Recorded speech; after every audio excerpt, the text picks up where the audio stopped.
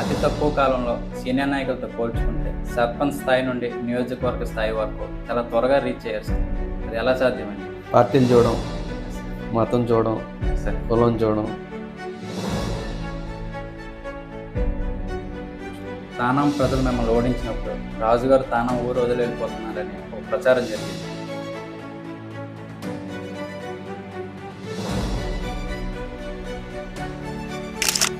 MLA గారు నేను చాలా క్లోజ్గా ఉంటాం. ఆయన నన్ను సొంత అన్నలా భావిస్తారు. ఒక సంవత్సరం వినాయక చవితి కల్లర్లు జరిగాయి సార్ మీ గ్రామం.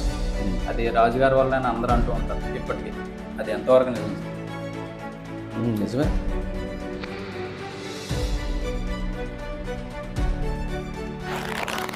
రాజుగారిది లవ్ మ్యారేజ్, అరేంజ్ మ్యారేజ్?